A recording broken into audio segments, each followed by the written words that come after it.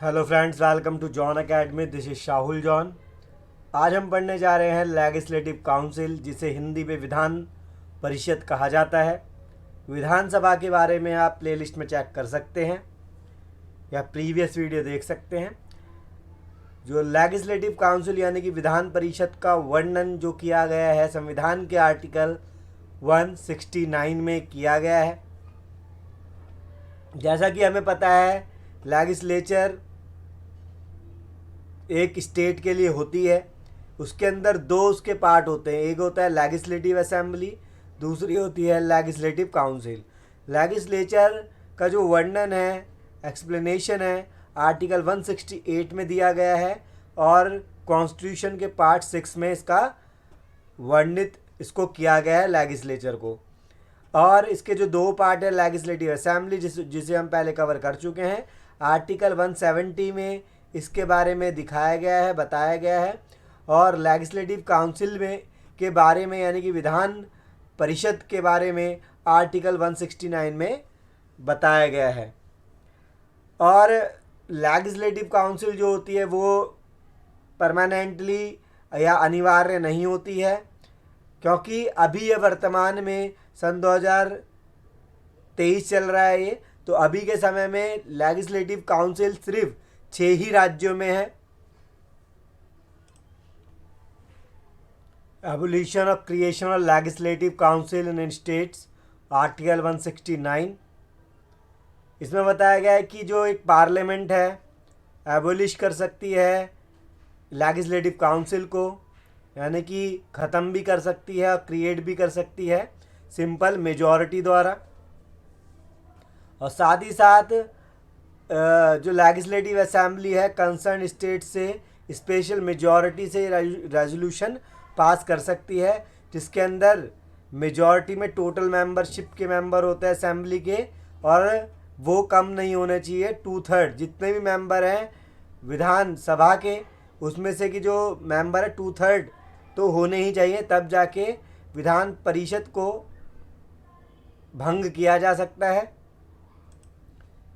यानी कि इसका मतलब है कि अगर विधानसभा के अंदर 2/3 बहुमत से पास हो जाता है प्रस्ताव, फिर वो जब संसद के अंदर भेजा जाता है और वो उसको पास कर दे, तब किसी भी राज्य के अंदर जहाँ पर विधानसभा के ने अपना 2/3 अपना वो दिया है, मेजॉरिटी दी है या प्रस्ताव दिया है, तब उस स्थिति के अंदर विधान परिषद समाप्त भी हो सकती है और स्थापित भी हो सकती है। हम देखेंगे कि कंपोजिशन यानी कि संरचना विधान परिषद की लेजिस्लेटिव काउंसिल की किस प्रकार से होती है। इसका जो वर्णन है आर्टिकल 171 के अंदर किया गया है।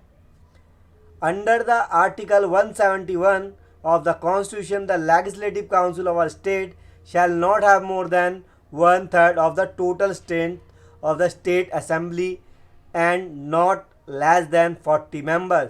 इसका मतलब ये है कि विधान सभा यानी कि लेजिस्लेटिव असेंबली की 1/3 यानी कि 1/3 जितने भी मेंबर हैं वो 1/3 से कम मतलब ज़्यादा नहीं हो सकते हैं। जैसे कि अगर सपोज करो कि विधानसभा के अंदर 75 ही सीटें हैं, हमने माना कि विधानसभा यानी कि लेजिस्लेटिव असेंबली में 75 सीटें हैं, तब उसका 1/3 क्या होगा, 25 होगा।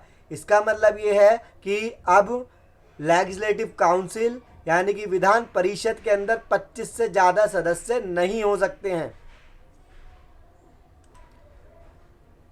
ठीक है, ये तो हुआ एग्जाम्पल पर। एक्चुअल में जैसे कि विधानसभा की जो सीटें होती है, माना यूपी के अंदर कितनी है, यानी कि जैसे कि यूपी के अंदर विधानसभा की 403 सीटें हैं, लेजिस्लेटिव असेंबली की 403 सीटें हैं। इसको जब आप 1/3 करके इंटू करके निकालोगे तो जो आएगा, इसका मतलब ये है कि उससे ज़्यादा नहीं हो सकता। जो अभी के समय में 2023 चल रहा है, अभी के समय में जो यूपी में विधान परिषद की सीट है यानी कि लेजिस्लेटिव काउंसिल की जो सीट है यूपी के अंदर ऑलमोस्ट 100 है। इसी तरीके से आप निकाल सकते हैं कि किस राज्य के अंदर, जो कि 6 राज्य हैं, उसमें कितने मेंबर हो सकते हैं। तो विधानसभा के जितने टोटल मेंबर है उसको इंटू किया जाता है 1/3 से, इससे ज़्यादा नहीं हो सकते हैं मेंबर किसी भी लेजिस्लेटिव काउंसिल के, और 40 से कम तो हो ही नहीं सकते हैं। पर जम्मू कश्मीर को छोड़कर यही अपवाद है, यही एक्सेप्शन है, यहाँ पर 36 सीटें हैं जम्मू कश्मीर की, बाकी सब में 40 तक तो है ही। जो राज्यसभा है, the legislative council the continue chamber that it is a permanent body, it is not subject to dissolution, the tenure of the member of a legislative council is 6 years with 1/3 of the member retiring every 2 years। यानी कि राज्यसभा जिस तरीके से स्थिर एक council बना हुआ है राज्यसभा, तो यानी कि एक राज्यसभा कभी भी ख़त्म नहीं होता है, क्योंकि उसके जो मेंबर होते हैं हर 2-2 साल के बाद चेंज होते रहते हैं। तो इस प्रकार से वो 6 साल तक रहती है, यानी कि 6 अगर 6 साल है, 2 साल यहाँ, 2 साल यहाँ, 2 साल यहाँ, तो क्या होगा, 2 साल में ये काम करेंगे दोनों, ये दोनों रेस्ट करेंगे, और फिर जो रेस्ट कर चुका है वो काम करेगा, बाकी एक जना काम करेगा। जैसे कि मैं एग्जांपल दिखाता हूँ आपको, जैसे कि सपोज करो ये 2 साल के लिए है, अभी ये काम कर रहा है तो ये दोनों रेस्ट करेंगे, फिर ये कर रहा है काम, ये दोनों रेस्ट करेंगे, फिर ये काम कर रहा है तो, और फिर ये दोनों रेस्ट करेंगे। इस तरीके से 6 साल तक लेजिस्लेटिव काउंसिल भी और राज्यसभा भी बनी रहती है। ठीक है, अभी कितने राज्यों के अंदर लेजिस्लेटिव काउंसिल है? वो है आंध्र प्रदेश में, तेलंगाना में, कर्नाटका में, महाराष्ट्र में, बिहार में, उत्तर प्रदेश में। और जो लेजिस्लेटिव काउंसिल को बनाने में, कंपोजिशन करने में कौन कौन हेल्प करता है, वो अब हम यहाँ देखेंगे।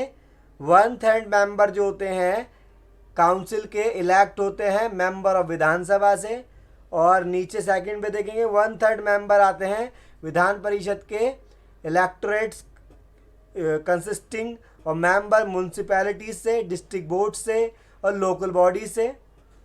और 1/12 आते हैं member electoral consisting graduate in the state with the standing of 3 year, यानी कि ऐसे ग्रेजुएट जिनको पास, जिन्होंने 3 साल हो गए उनको ग्रेजुएट हुए हुए।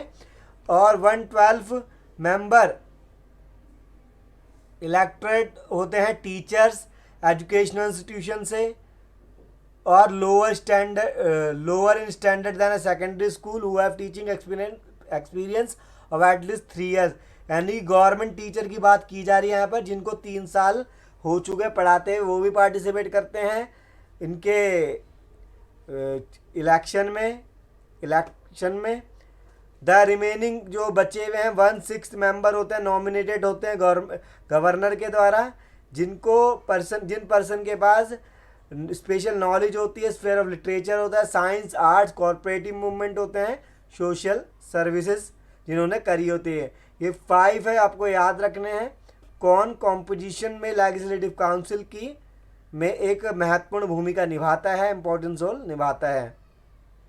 लेजिस्लेटिव काउंसिल का मेंबर बनने की क्या क्वालिफिकेशन होती है? भारत का नागरिक हो, सिटीजन ऑफ द इंडिया, और 30 ईयर्स पूरे कर चुका हो, और वोटर हो रजिस्टर्ड, और किसी प्रॉफिट के पद पे ना हो।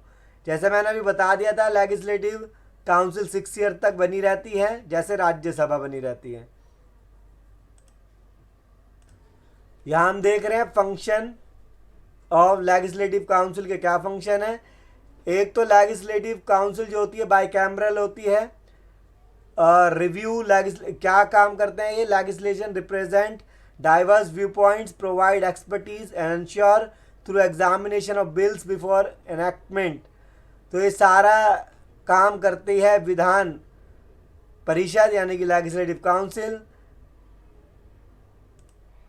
यानी कि सारा एग्जामिनेशन कर लेती है बिलों का पहले से ही। और ऑर्डिनरी बिल के अंदर जो विधानसभा विधान परिषद के पास भेजती है, यानी कि लेजिस्लेटिव असेंबली जो लेजिस्लेटिव काउंसिल के पास भेजती है, उस पर 3 महीने तक विचार विमर्श कर सकती है, रोक सकती है लेजिस्लेटिव काउंसिल, और ज़्यादा से ज़्यादा 1 महीने और रोक सकती है।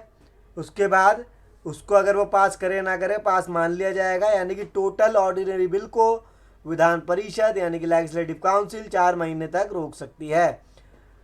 फिर है मनी बिल को कितने समय तक रोक सकती है लेजिस्लेटिव काउंसिल या विधान परिषद, वो है 14 डेज तक, 14 साल तक रोक सकती, 14 दिन तक रोक सकती है, 14 डेज तक रोक सकती है। ये सारा जो प्रस्ताव या ऑर्डिनरी बिल हो या मनी बिल हो, विधान सभा विधान परिषद को भेजती है और इतने समय तक ये रोक पाती है। तो हमने पढ़ा यहाँ पर विधान परिषद के बारे में। अगर आपको ये वीडियो पसंद आई है तो इस वीडियो को लाइक शेयर करना ना भूलें।